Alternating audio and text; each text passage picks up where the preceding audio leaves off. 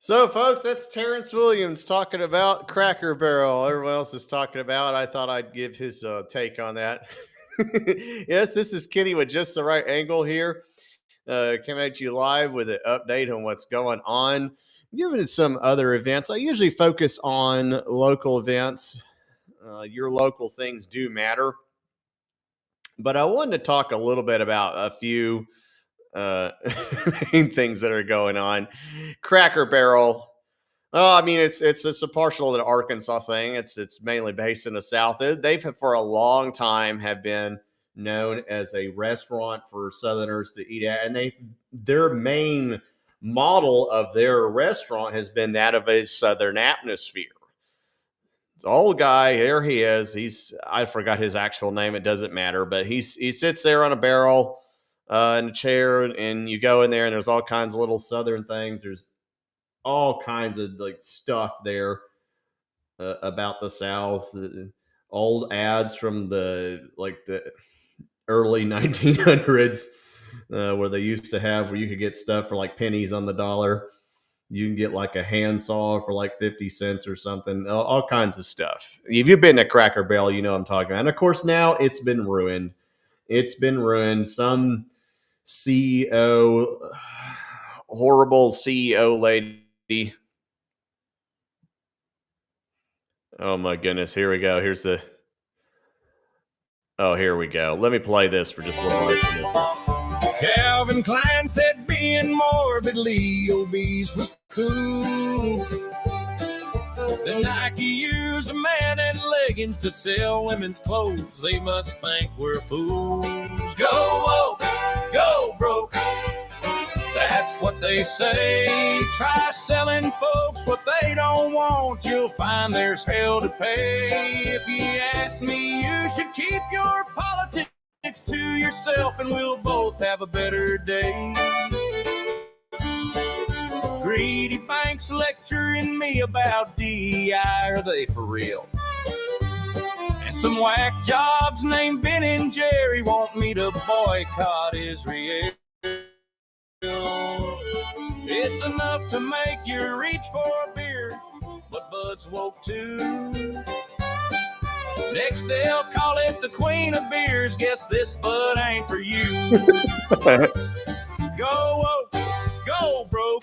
Different company, different day. Sell liberal insanity, and you'll see that business plan don't pay.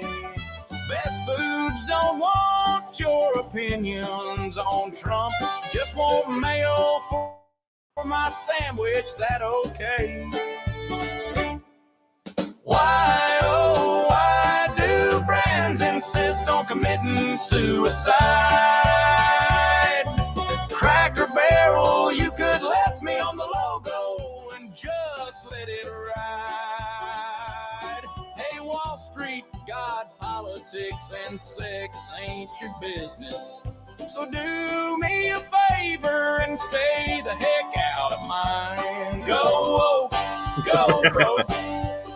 That's what they say. Had enough of your brand sermonizing like... Well, you get the message. You can see that there. Let me see who did this video. Brett Craig. I don't know. He's the one who posted this. I don't know if he's the one who made this video, but you can check him out on Twitter. But yeah, Cracker Barrels. It's getting woke. It's going broke. But most people don't know is the reason why. Why is this happening? Well, we've seen this happen before. If you go to my profile page, Kenny_NLR, I actually saw this post it was originally it was a reply to a post from Benny Johnson. And this guy here is the guy who shared this decal, this meme that shows who owns Cracker Barrel, top 10 stockholders. BlackRock, 14%. GMT Capital, 12.73%, Vanguard, 11.56%, Alliance Bernstein Incorporated, 5.45%. Now, a lot of this stock that these people own is sometimes like retirement, and some people call it like it's, I don't know what you call it, soft earnings. but they still have a large say in the company. And if you've heard the name BlackRock and Vanguard, Blackstone, Blackwater, they're responsible for a lot of the crony capitalism that goes on in this country. And they are a large reason why you're having these problems. They are a major factor in why this woke stuff is happening, and why, even though it's anybody, you don't even need any business degree whatsoever, you can tell that pushing the woke agenda is financial suicide. They're still doing it because the big owners, the ones who make the decisions in the end, they don't care. They don't care if Cracker Barrel goes bankrupt.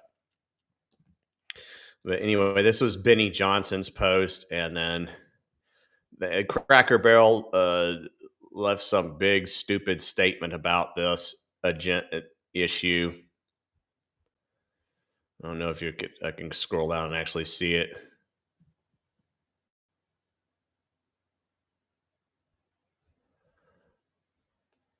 Oh, it's a statement here.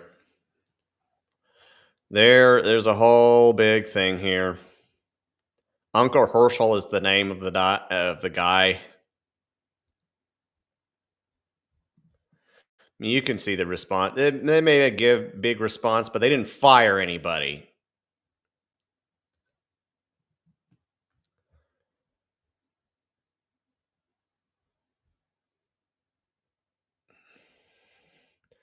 Yeah, they're gonna still keep what they're doing. And you can see that's what's going to happen. And the sad thing is, a lot of good people are going to lose jobs. I'm sure the overwhelming majority of people that work there want nothing to do with this stupid thing. It's the CEO that got put in there, and a bunch of woke shareholder types who are out of touch, but they're going to get away with it. But the reason why is, again, I go back to the graphic I had earlier. It's because they are owned by crony capitalists, and crony capitalists get to decide these things. And this is another example of crony capitalism, as you see this in the green industry. This is from Courtney Roldan, who shared this story. And let me go up to here. A $700 million revenue bond deal regarding a 300 megawatt solar project. County records show Lonoke County Judge Doug Irwin approved an up to $700 million taxable industrial development revenue bond that will facilitate payment in lieu of taxes agreement with the solar project's developer. That agreement is set to generate more than $55 million for 2 counties over the next 50 years. It's not going to happen. They never do. These green projects never pay for themselves. They're supposed to get a 65% tax rebate over 30 years. So what they're going to do is they're going to take taxpayer funds, and they're going to ignore the cost for these solar panels. And every time they get damaged in a hailstorm, or they don't produce, or something else gets damaged and they have to go out and repair it, you're going to pay for it. They're going to hide the costs, and they're going to brag about all the money they make and all the energy they save. And as Courtney Roldan has said, never was any really big announcement. This was just a hidden. They don't do like 7 Brew. Like 7 Brew, when you see a 7 Brew, they announce it. Like they let you know, hey, we're going to be in your area. They send out flyers. They do a whole week of promos for their opening of their new place because people want 7 Brew. And the thing is, if people don't want 7 Brew, if they go woke, they'll be broke. But these solar panel companies, you can't do a thing about. Like Cracker Barrel, you don't have to go to Cracker Barrel, but you don't have a choice in paying for this. But it's from the same type of people. The BlackRock, Vanguard types folks, they do backroom deals. They work with our government. They're not capitalists. Here's some more about this story. The mayor of Keogh had a meeting with the county judge and asked him to advocate for upfront investment money for her community because Keogh is the host community for this project. What she didn't know, and was never mentioned during the meeting, is that the judge had already signed off on the project 5 days before the meeting. She is who told the public in the quorum court at the meeting the disrespect shown here is disturbing. So the mayor of the city where this thing's going to be built, she didn't even know about it. So yeah, there could be a solar. You wake up, you drive by someplace, and you go like, "What is that? That's a solar project." It was probably done behind closed doors, and you're going to pay for it, and you're probably going to pay for it in your utilities. That's why these utility companies sometimes they like to brag about how they're your local and they're your friend, and they'll have a magazine talking about all little promo things they do. It's crap. Okay, your rates are going up. They are scamming you, and they're able to get away with it because they have a government monopoly. They're one of these public-private partnerships, and they can do scam projects like this instead of upgrading the electrical grid, making it to where it's less susceptible to weather issues, and lowering your bill.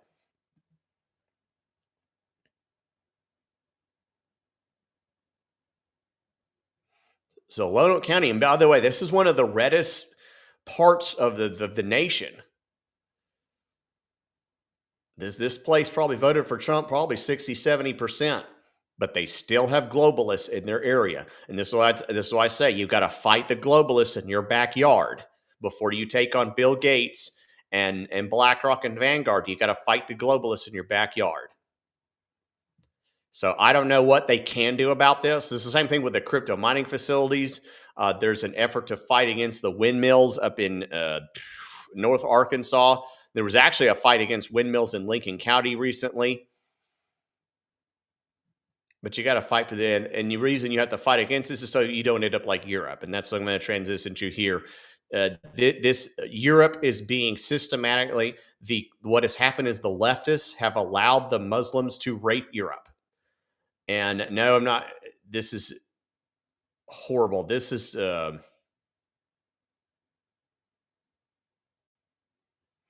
this. I don't know who this Keir Starr is. He made some kind of statement, and then Valentina Gomez, who was a candidate for office in Texas, and she's running for Congress. She has stated that locked up a little girl for defending herself against a rapist Muslim. This girl apparently was approached by one of these pedophile Islamists in Europe, and she had to brandish a knife and axe. If she hadn't done this, she probably would have been at least gang raped and possibly murdered. And you can see here some of the stats here. What happens? These people that speak up about this in Europe are thrown in jail, but the rapists are given like a few months. And here's some more details here. 14-year-old girl, the Scotland Yard. They used to be like with Sherlock Holmes. No, they don't go after these rapists and these grooming gangs. They go after schoolgirls that try to defend themselves. Somebody called the cops, probably the rapist, probably the Muslim rapist called the cops. And here it is. They have thousands of children that are being just kidnapped and raped, and oftentimes either murdered or they're trafficked. And it's done deliberately. Europe needs a Second Amendment. And here's kind of another graphic here that she's become an icon. I hope that this girl gets freed. I hope that, but what really needs to happen in Europe is they're at the point where they need a revolt, and there's just no nice way to say it. They need a Second Amendment, and we have to defend it here so we don't end up like this. But folks, that's it. That's all I really wanted to talk about was just these two main issues. Follow me at Just the Right Angle, where you give updates on what's going on. Remember, when the wicked rule, the people groan. Otherwise, you have a great day.